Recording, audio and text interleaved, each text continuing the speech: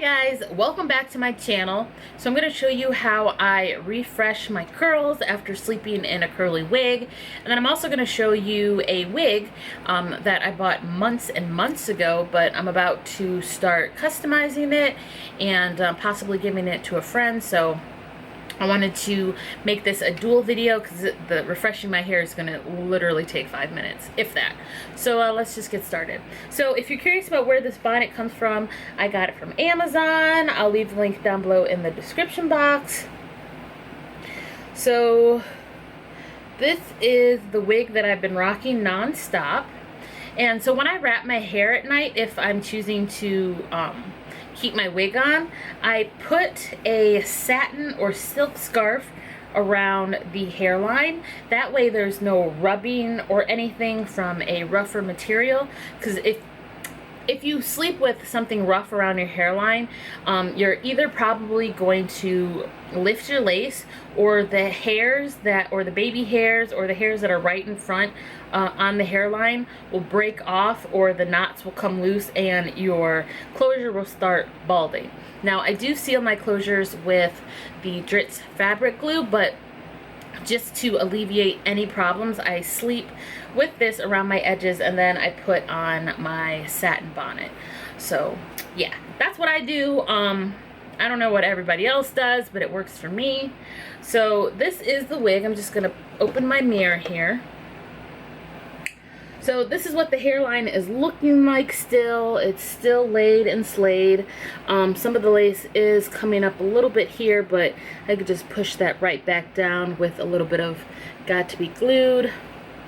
But the hair is pretty dry right now. So what I'm going to do is spray it down with a little bit of water first. And once again, you can get this spray bottle from anywhere, but I tend to get all of my hair stuff from Amazon. So I'm gonna get this really wet. And I try to avoid putting the hair putting the water directly on my hairline, because this is just glued down with some got to be glued free spray, and that is not waterproof really. So if you put a lot of water on it and some oil, your lace will lift right up, and I don't want that. So the wig is pretty wet now. So since this is a wig that I have been wearing, I finished it on Monday and it is Sunday today. So when I first finished dyeing the hair and doing the cut and all that jazz and wearing it for the first time, I did wet it down and I applied in the silicone mix. Once again, I'll leave this down below in the description box. I got it off Amazon as a trio set. I do not put this in my hair every day because it does have dimethicone as one of the main ingredients, and alcohol. So alcohol will dry out your hair, and the dimethicone is a sealant. So the water that you put on it and you put this on, it seals all of that water in, but then it doesn't allow anything else to penetrate the hair. So if you continuously use this day after day, you're creating buildup on your hair, and instead of keeping your hair moisturized, it's just going to dry your hair out, because nothing can get through this basically if you build it up too much. So I only apply this once. After I freshly wash a wig, I apply this, and then I don't apply it again until I rewash it. But I just wanted to show you that one. Like I said, this is what I use right after I finish dyeing and laying a wig. But like I said, just to refresh it, I just get the wig wet, and then I go in with this little brush. I got it from Amazon. And basically it doesn't pull on the hair. It's like a Tangle Teezer dupe. The Tangle Teezer you can get at Sally's. It's kind of expensive for a comb, so that's why I found a dupe on Amazon. So what I do is just go through the hair section by section, and I do start at the bottom and then work my way up. Alright, so after I'm satisfied with how the hair looks, I'm going to go in with a oil, and the oil I use is 100% argan oil. This is from Shea Moisture. You can pick this up at Sally's, and I'm pretty sure they have it on Amazon, but I picked this one up from Sally's. You can also use like an avocado oil, coconut oil. I just like this because it's very lightweight. I don't want the hair to be super oily. Even though it's curly hair, it'll absorb the oil better than straight hair would, but I still don't like that oily look near the roots. So I first apply this on the bottoms of the hair because this is where the most damage is. And I do apply quite a bit to the bottoms. And this helps moisturize the hair. It also helps define the curls. And if you want like super defined curls, of course you can use a curl defining cream, but I don't do that because I want my hair to kind of look like, you know, haphazard. I don't really want it to look styled. I want it to look natural, if that makes any sense. Lived in. Does that make sense? I don't really like polished hair. I guess I can say that. Alright, I got a ponytail holder, so all I'm going to do is just comb this back. Just like that. And the mousse I use to keep my parts defined is the Jane Carter Wrap and Roll setting, or the Jane Carter Wrap and Roll setting foam. That's also what I use to lay my baby hairs down, which I pretty much don't have any baby hairs on this wig, but on a majority of the wigs I do, and that is the product that I use. So all I'm going to do is just put this up, just like this, and that's it. This is how I'm going to be wearing my hair today. I let it air dry. I don't, like I said, I don't put any curl cream or anything in it. I just use the water and the argan oil, and that helps keep the hair nice and light, not weighed down. So let's get on to this wig that I was talking about. Alright, so this is a 13 by 6 lace front wig.